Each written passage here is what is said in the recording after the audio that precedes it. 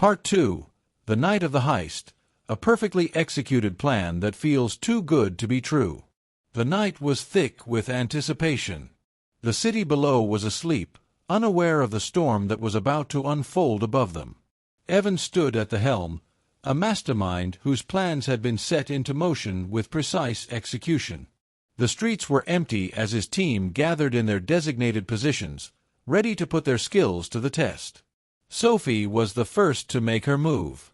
She had already infiltrated the building's security systems hours ago, working silently in the shadows, her fingers flying over the keyboard. The moment she disabled the final layer of security, a soft green light flickered on in her earpiece, signaling that the path was clear. Sophie's calm voice crackled over the communication channel. "You're good to go. Security's down." Evan's heart skipped a beat as he nodded. The first hurdle had been cleared. Leo, standing by the building's service entrance, cracked his knuckles and turned to Evan, his face a stone mask. They had rehearsed the moves over and over, but now, as the moment drew closer, the air seemed to thicken with tension. Leo was the muscle, but there was no telling what kind of opposition they might face when they entered the building. Maria's voice followed through the earpiece, her tone cool and steady. "The getaway car's in position. It's all set. Just get me that diamond." Evan took one last breath, a surge of excitement rushing through his veins. This was it. The heist that would define his life.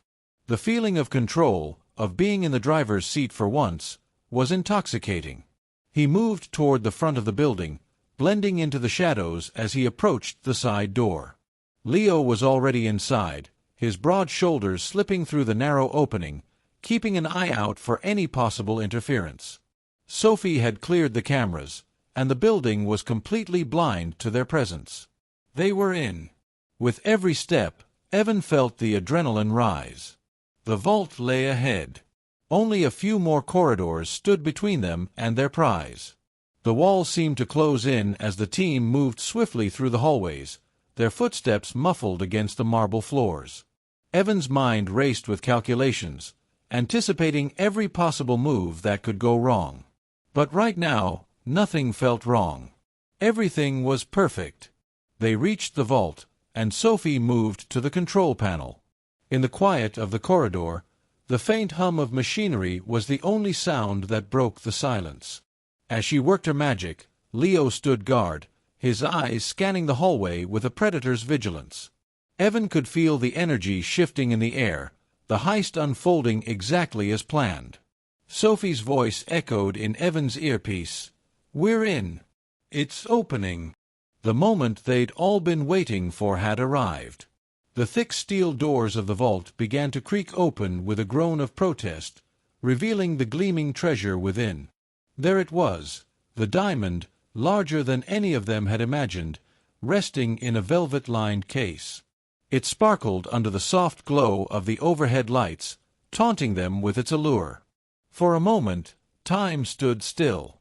Evan reached out, his hand trembling slightly. He was about to touch something that could change his life forever. The feeling of victory washed over him. It was all within his grasp. But then, something shifted. The lights flickered, the hum of the building systems changing abruptly.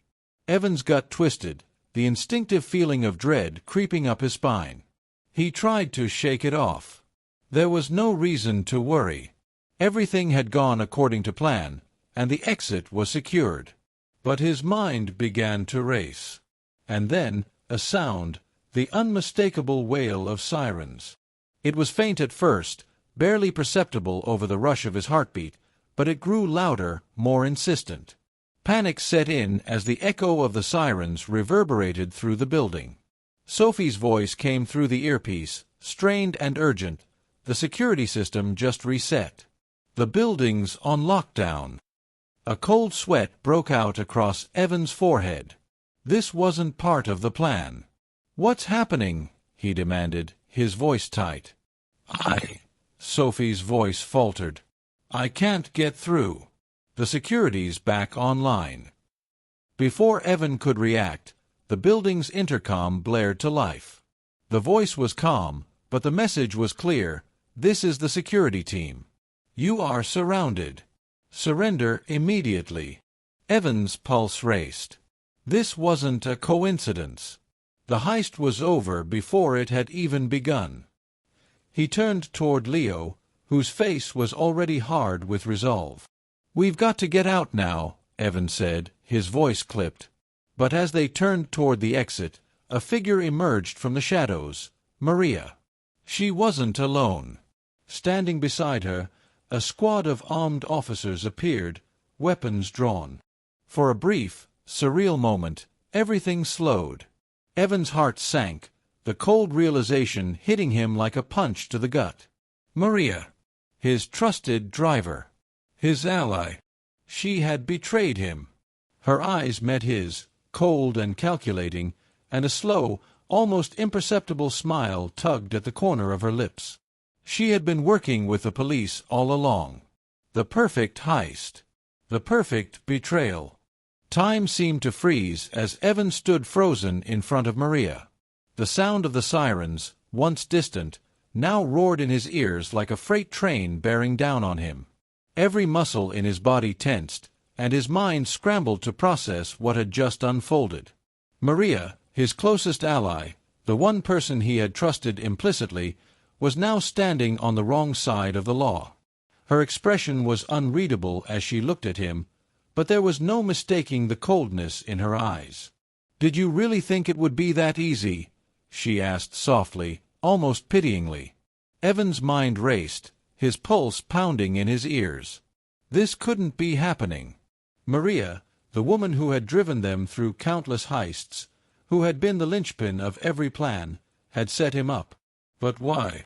Had she been working with the police from the very beginning? Or had they turned her? The question swirled in his mind like a storm, but there was no time for answers. They were running out of time. "Move!" Leo shouted, his hand shooting out to grab Evan's arm. He wasn't a man given to panic, but even he could sense the gravity of the situation. With a squad of armed officers closing in, their chances of escaping through the building's exit were slim to none. Evan snapped out of his daze and turned to Sophie, who had already started backing up, her fingers flying over the keypad in a desperate attempt to regain control of the security system. "Sophie!" he barked, his voice sharp. "What the hell's going on?"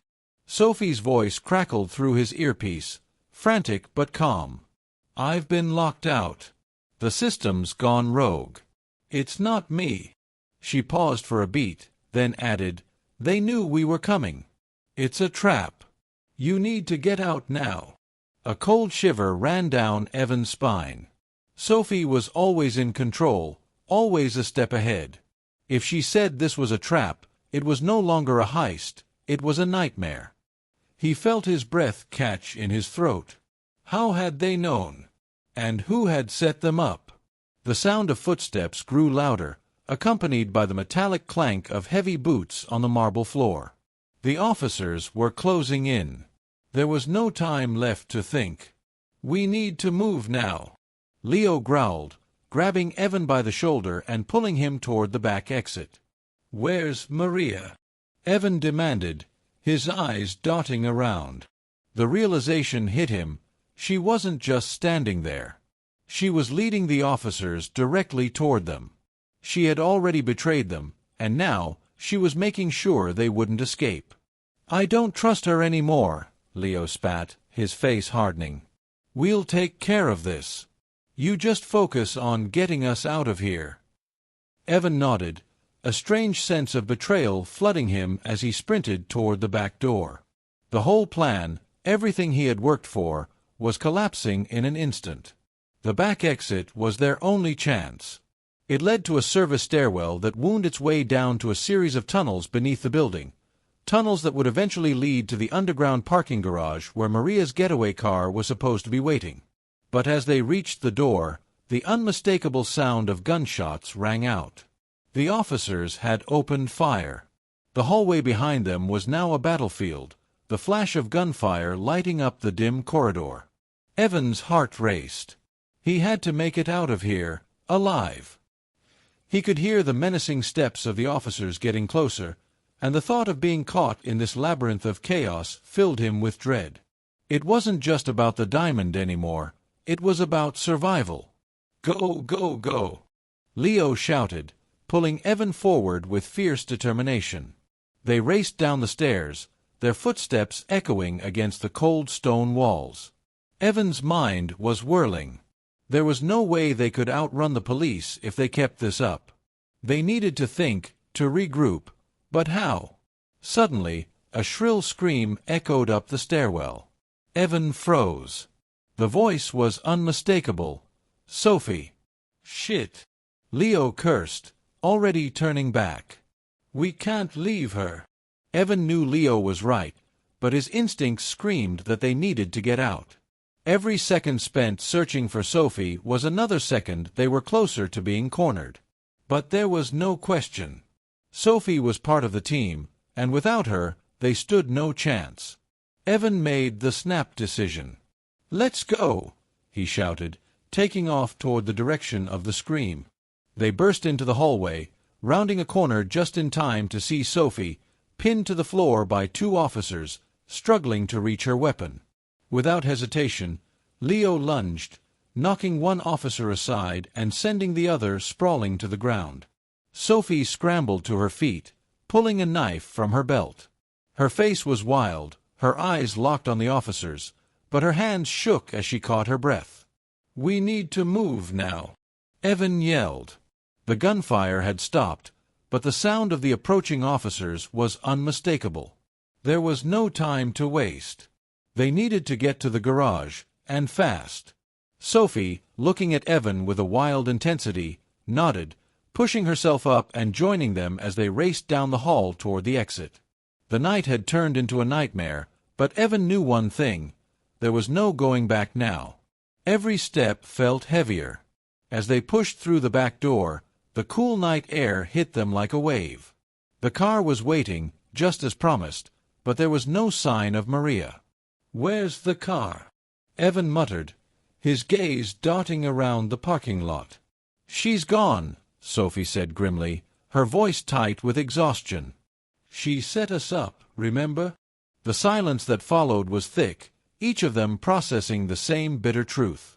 Maria was gone, but the diamond was still inside the building, and so was everything they had worked for.